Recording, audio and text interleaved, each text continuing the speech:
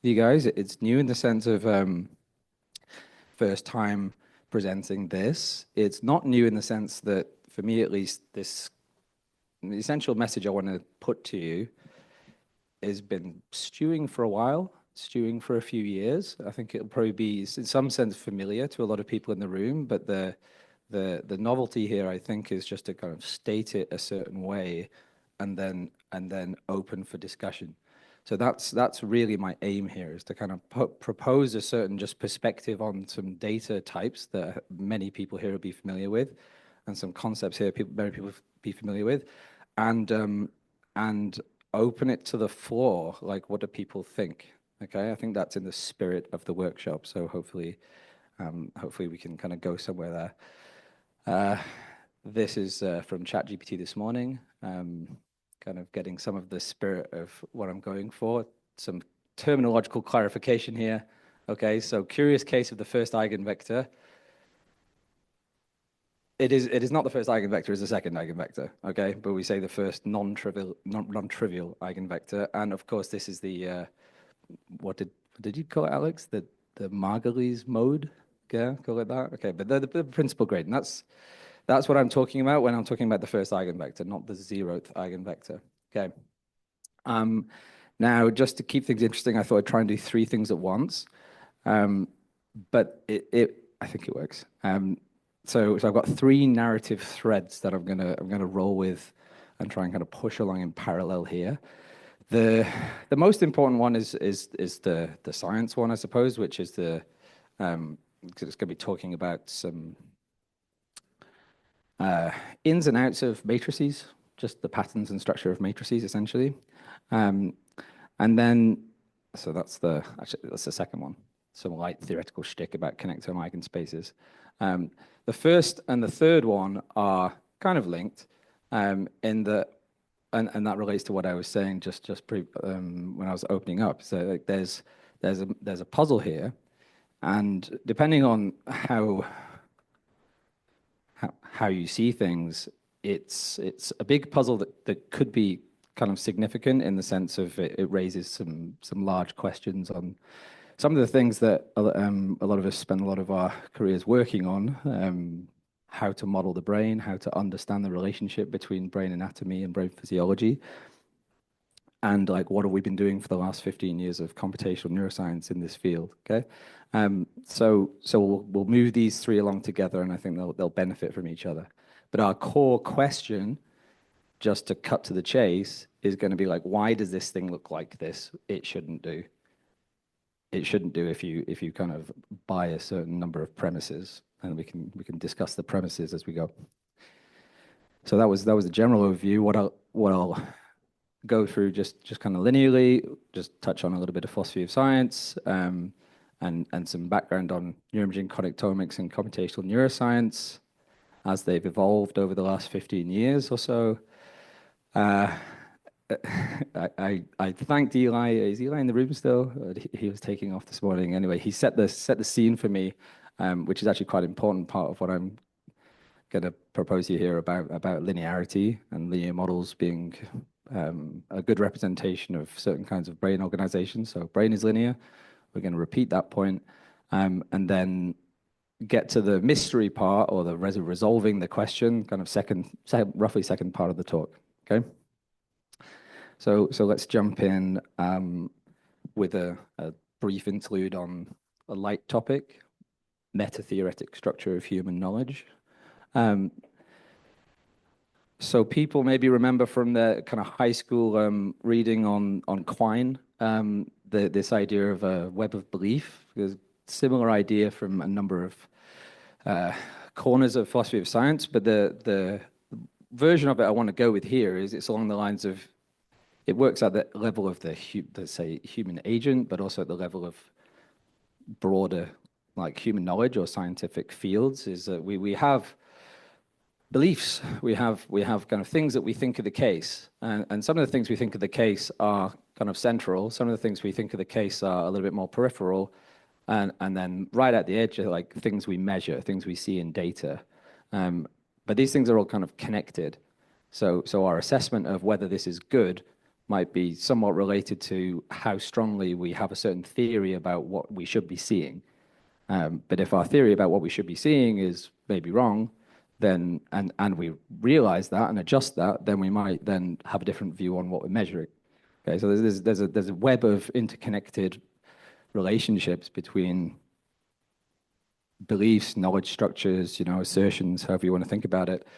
So this is an idea that's attributed to Quine from 1952. It's a similar idea from Lakatos, if people are familiar with kind of research programs vibe, and I'm going to try and roll with that as part of the theme here.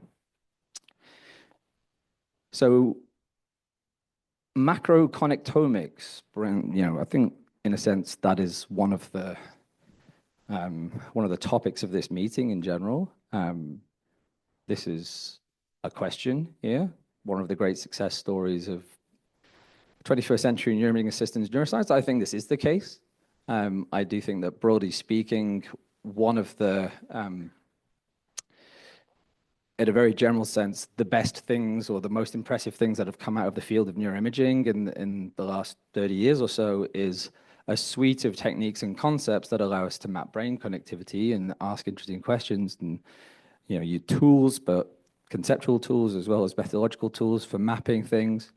I have a little bit of a hobby horse about the words we use that we were going on about in the bar last night. I'm not going to try and make this argument now, but I don't like these words. I don't think we should be using these words, but I will use these words today just to keep things simple, structural and functional, that is. So yeah, we have tools for doing connectomics, doing connectivity mapping in terms of brain structure. They've led to very impressive developments and clinical applications. Characterizing structure of white matter, improving surgery for brain stimulation surgery, epilepsy, etc. We've heard about this already in the workshop. Both with anatomy and with physiology or fMRI. So fMRI functional connectivity, this is something that I work on a lot, is now being used for precision targeting of TMS, and it's really contributing there. So connectomics, broadly speaking, is going places. Whether it's going places fast or not, different question. In the middle here, this is like a kind of real connectome, right? This is a parcellated connectome, connectivity matrix, three-dimensional, brain radiculogram, to follow Mika Ribinov's terminology. Okay, so this is, as I'm saying, I think one of the main developments of field neuroimaging of the past few decades. In parallel with this, and represented by a number of people at this workshop, and we've heard a lot about it already, is the kind of parallel development and use of macroconnectomics in computational neuroscience. So there's lots of terms for this. Term I often use is whole brain modeling, but connectome-based neural mass modeling, neurophysiological modeling, brain network modeling, whatever. Doing models with connectomes, where we take this structural and functional data and then plug it and then add in some other pieces, some theory of the brain here, and try and learn some more things, generate some more insight about some of the activity and the physiology and the things that we're measuring in our various data types. So whole brain modeling is macroconnectomics' best friend. Like I believe that's definitely the case. The models that are used in this corner of computational neuroscience, they vary in complexity. We've heard, I think, 3 or 4 over the last few days. One offering to kind of generalize or summarize them was from Paula Sanz-Leon about 10 years ago. I'm not going to go into any of the details of this really, other than just to say this is somewhat summarizing all of the types of model that you might see in the field, at least in terms of like ODE models. So we have some term, some component of the model that's talking about a neural circuit. Yeah, it could be this corticothalamic circuit we've heard a lot about. We also saw this Janssen cortical circuit. About 10 different options here. Sigmoids, yeah, okay. Sigmoids everywhere and nowhere, somewhat. Local neural fields, kind of incorporating that together with the neural dynamics in the large scale, delays, connectivity. So these are kind of elements of that you kind of commonly see in the most of the models that are used that are kind of used in combination with connectomic data, but we don't need most of this a lot of the time. So this is what I was getting at with Eli setting the scene for me somewhat, is a lot of the properties, particularly in say the infraslow regime, which basically means fMRI timescale regime, that we kind of observe, that we can see in most of these complex kind of models, that they kind of average out. So the nonlinearity and this kind of rich detail doesn't need to be there to some extent to model the kind of infraslow fluctuations that we see in fMRI. We can simplify things down quite a lot. We still need the connectivity weights, but we don't necessarily need a lot of these nonlinearities or delays. So we can go from this big, hairy, this would be like 30 or 40 coupled differential equations when you kind of take a look inside each of these operators. We can boil that down to more or less something like this, and this is literally what Eli was showing you yesterday. It's a linear dynamical system matrix equation. We have neural activity or evolution of neural activity is governed by this propagator. And in this case, I want to use the anatomical connectivity for this. Eli was estimating this from the fMRI, but some matrix that kind of moves activity around the brain, and then depending on what you want to do with it, some noise drive, some background noise, okay? So this is a very simple linear model of brain dynamics that captures a lot of the structure that we see in the brain, as well as most of these very rich complex models. That's the general point I want to get across here. And yeah, this is not a controversial point. There's been like papers and papers and papers showing that you can use a self-consistent mathematical derivation, for example, with the model that Sophie talked about the other day, which was a version of this reduced Wang model that Gus Deco kind of brought to the field about 10 years ago. You can reduce that down to this linear system, and it behaves the same, more or less, for a lot of the connectivity, functional connectivity matrix patterns that we're interested in. I think maybe Roberto Galan was one of the earlier people who kind of put the equations down that have been followed when people are going to want to do the whole hog of, say, doing a mathematical reduction to show that a more complex model, detailed nonlinear model, behaves the same as a simpler linearized model. And then we had this paper that Eli was also pointing out, essentially making the same point. So this is not a controversial point. And one of the benefits of thinking about the question of essentially mapping structure to function, structural connectivity to functional connectivity in the context of this simplified linear model is we can say something somewhat direct, but I think it's kind of implicit, or it's kind of latent in the nonlinear, the more complex versions of what we're offering a simpler version here, which is to do with the relationship between the eigenspaces of the structure and the function. So just super briefly, because this isn't a technical talk, but we had our linear dynamical system. We can decompose our connectivity matrix. This is our anatomical connectivity matrix A in terms of its eigenvectors and its eigenvalues. And the linear model kind of family that I was kind of pointing to, like a lot of these citations I'm giving here, they end up with variants of the following. You do this eigen decomposition, and then you just apply a simple scalar operation to the eigenvalues of the anatomy. Usually it's an inverse square, or some on each of the diagonal elements of this matrix. Gives you this kind of updated diagonal matrix. You can then recompose, and this is actually the model of the steady state covariance structure. And we can kind of work through the derivation of why that's the case. Part of the insight is that the steady state activity is essentially a kind of convergence of a series of iterations of the exponent of the connectivity matrix, and activity is basically propagating around this graph. That's one way of thinking about what the insight of this linear model does. But the message here that's important, this is also just saying what the relationship here is. So this is our eigenvalues. So basically these guys in blue, and then these guys in red, in yellow.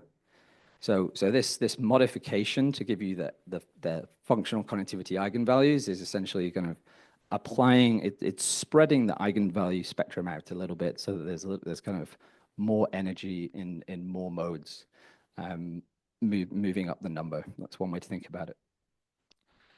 So, but the key thing, and you can see it here, is that we've got this guy L, right? So this guy L is defining the eigenspaces as the covariance, and he was defining the eigenspace of the structure. So the structural connectivity and the functional connectivity. So they share the same eigenspace. They have the same eigenvectors. That is the axiomatic assumption, definition, like central part of this model. Same eigenvectors, different eigenvalues, right? This is the difference between the eigenvalues. Now, that's very interesting, but it's not the case, right? That's the curious case of the first eigenvector, is just this is like an axiomatic part of a very large slice of a lot of the computational neuroscience theory that's got into trying to understand mappings between structural and functional connectivity. This central thing about sharing eigenspace, if you just look at the eigenvectors of your structural connectivity and your functional connectivity, I'm just showing the first three here, 0, 1, 2.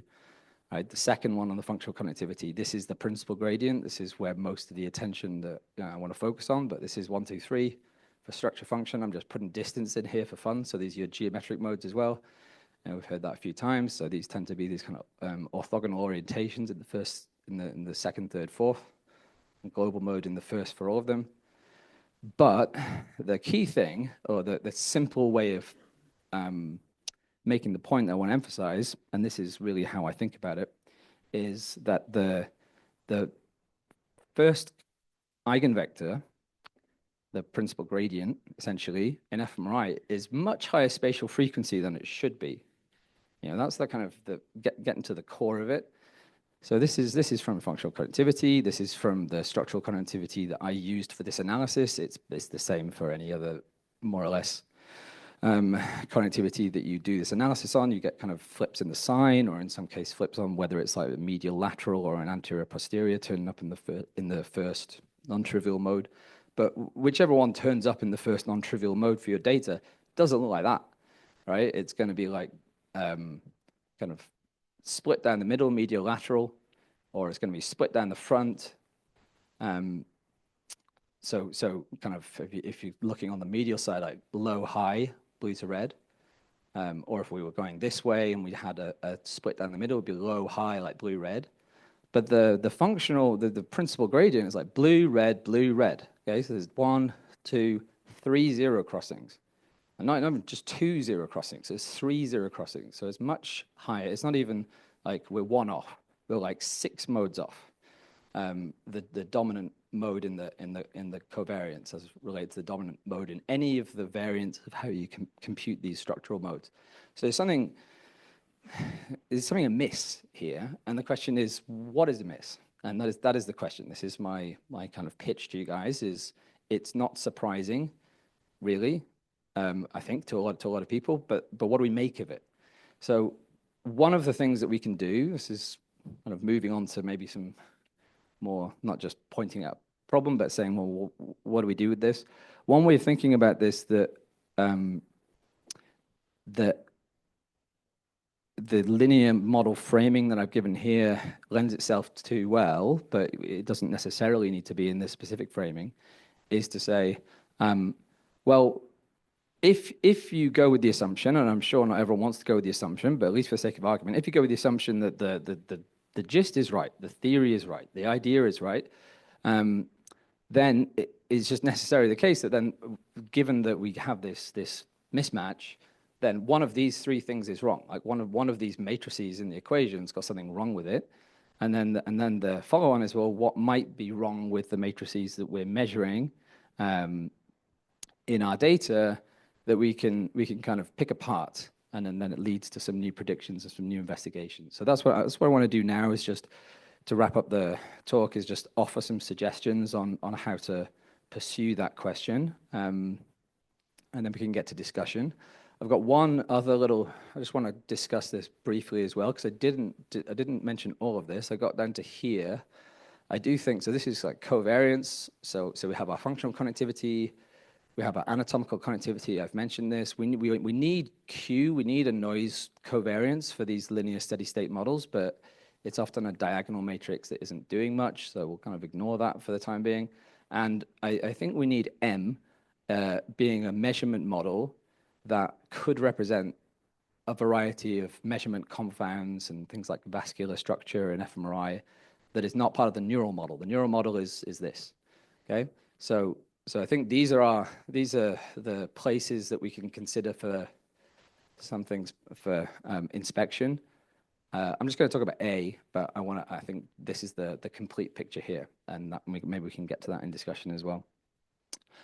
So here are 4 suggestions to think about, and these are really kind of proof of principle demonstrations, just to work through the reasoning. So maybe we're missing some inputs.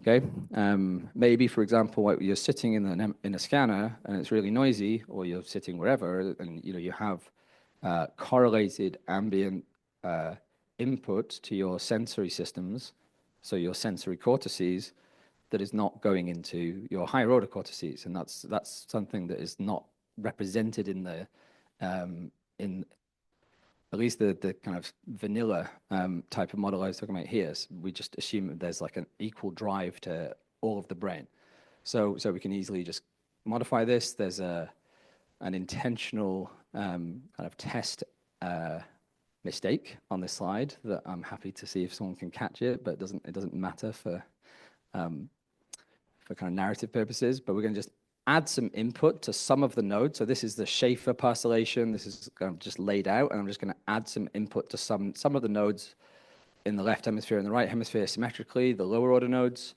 but not others. And the way that goes in is there's on the diagonal. It's an input to the diagonal of the A matrix. We can discuss why it's A and not Q, but I won't get into that right now. But essentially, like adding input, okay, adding input to some regions and others. Now, what we want to compare, and this is going to be the same for the next 4 slides, is this is our empirical data. This is our model functional connectivity. Sorry, the resolution's for some reason really low there. Model functional connectivity without this modification. This is our first mode, which is what I showed you earlier. I want to focus on. And then with our modification. So with our modification, we're introducing a little bit of the modular structure in the connectivity matrix, and we do basically recover the pattern that I at a coarse grain resolution I want to think about, which is like low, high, low, high, low. Okay, so adding input to sensory motor regions does the trick and might be the answer. The problem is a bit circular.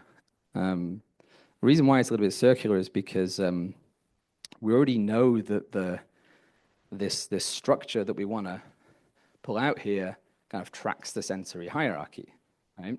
Or tracks the cortical hierarchy. So if we kind of, our input is tracking the cortical hierarchy, which it kind of necessarily is if we're sticking it in one bit of it and not another bit, then maybe we've guaranteed that this is what we're going to see. But I think it's an open question, because it's still kind of I think a valid thing to ask is there this kind of correlated sensory input? This could also, basically equivalent version of this would be what we saw today as well, like receptor distribution profiles. There would be variants of the same thing, just a kind of input to some nodes and not others. So that's one possibility, and yes, we cover this pattern with that. Maybe the weights are wrong. Okay, so this is a idea that's been floated a lot in general. It's like, Okay, maybe our cross-hemispheric connections are not well recovered with tractography. This is well known. So let's boost them. So just multiply the connectivity matrix by this thing, give us boosted cross-hemispheric homotopic connections, see what we get. In this case, doesn't recover the pattern that we're interested in there. Similar thing we could do with long-range connections in general. So boost the connections at, say, over 100 millimeters. In this case, we do actually get more structure. We get high, low, high, but not high, low, high, low. So we're still like a few modes off. But we can at least, it does seem to be the case that if you kind of distort the geometry distance relationship, you can bring some of the slightly higher order modes into that principal gradient spot, but not the one that we want. So as far as I can see, boosting long-range connections doesn't seem to do the trick either. Now, the next one is a little bit more exploratory, let's say, which is what if we boost some specific eigenvectors? Okay, this is very easy to do numerically. You just kind of reach into the matrix, take the eigenvalues, and just multiply them by some scalar factor, and you can like lift the sixth eigenvector up in the rank to the first eigenvector, kind of magically. But what does that correspond to anatomically? That will be like an open question, but it certainly is the case as a kind of proof of principle. So if I upweight the eigenvalues of this is a 6, 7, 8, yeah, but particularly I think well 8, high, low, high, low, high. Okay, so this is like more or less the pattern we're after.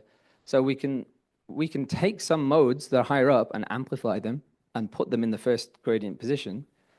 But the question on this, just to kind of be critical here, is what does that mean in terms of the initial the idea of posing is that we've got some issue in our data measurement. Like this is a little bit artificial, but it is the case that those patterns are there in the data in the matrices if we want to like bring them forth.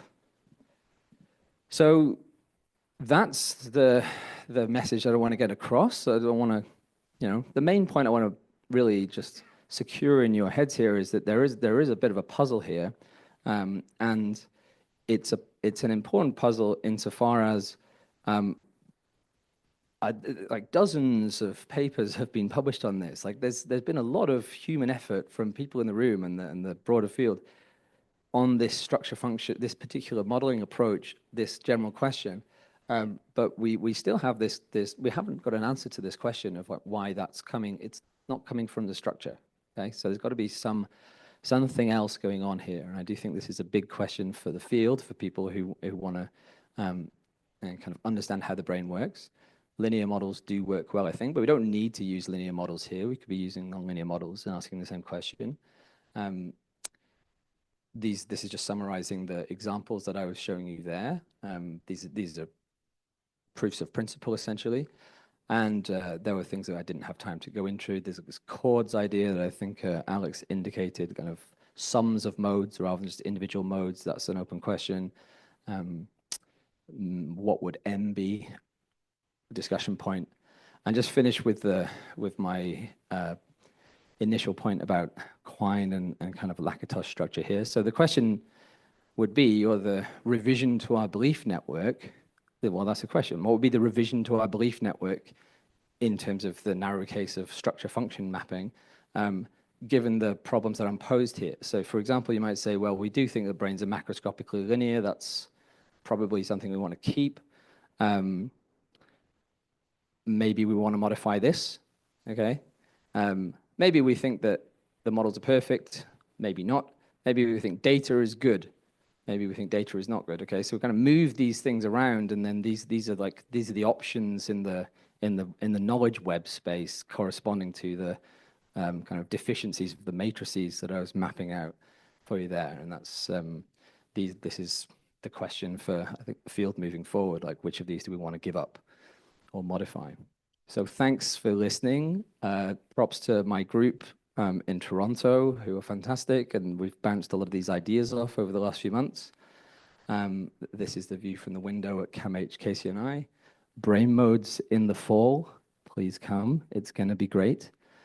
And I'll leave you with maybe this, and thanks for listening.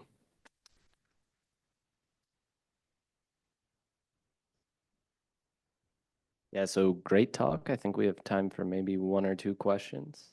One question. Yeah. Joanna.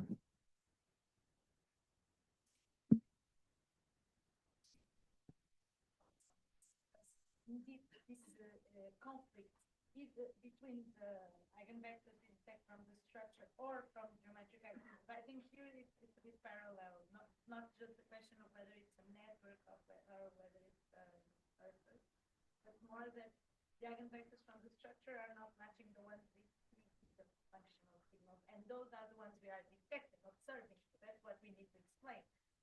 My thought is maybe the models we are having are not yet complete, let's say, from the structure. Maybe combining both structural and geometry together would help as well, or maybe in a complete direction. But the thing you are pointing out, and I think it's important to reflect on this, is that some works are proposing that the DMN or the gradients or these modes are as composition of different structural modes. But that doesn't quite spontaneously activate that composition, right, in the spontaneous state. And another point I want to make, sorry, the two of them. You mentioned this leading eigenvector, non-trivial, let's say, assuming that when you have this static correlation matrix, the variance matrix, or whatever, the functional, the first one is global, that is considered non-meaningless. If you do it over time, over different time windows, you see that most of the time that's the dominant one, the global, but then there are different time points where the dominant one is the second one. Okay? So that is the one that has positive and negative values. That is also important. I think the field also needs to reflect on that direction, why there is this dynamic. As well, these 2 points I wanted to mention. Yeah, great points there, Joanna. I'll try and kind of briefly summarize and give one or two thoughts. So it was the dynamics is important, and this is a very static picture here. Yes, but I think the simple answer is we'll try and understand the static picture first. I don't think it's I mean, I think you could extend this to that question, but nothing really to offer on that one, but other than I agree. The other point was about composition, and I think this is an important one. But I also agree in that, like, I don't really understand this yet very well, in the sense of it's a nice analogy, like musical chords and so on. But at the end of the day, you know, in fMRI, like there's an eigenvector there. So how does that, like, mathematically, mechanistically channel into that eigenvector of fMRI? Now, one, I think, way of framing that within the simple linear framework here would be related to the input. I think we could kind of have an input structure or a diagonal, a certain profile on the diagonals that maybe corresponds to a kind of chordal excitation of a family of modes. So I think I'll leave it to other people to tell me whether that's not right, but I think maybe that could be folded into this approach as a certain modification of the diagonal matrix. And if that's satisfactory, then we can fit it in and then explore that amongst other things. But yeah, this is like an open question for me, how this fits, and not really sure. Interested in other people's thoughts. Okay, we're going to wrap this up. Any further questions can be done on our abbreviated coffee break. So we're 25 minutes behind 26. So let's have like a 10 to 15 minute coffee break and start right back. Thank you very much to all the speakers so far.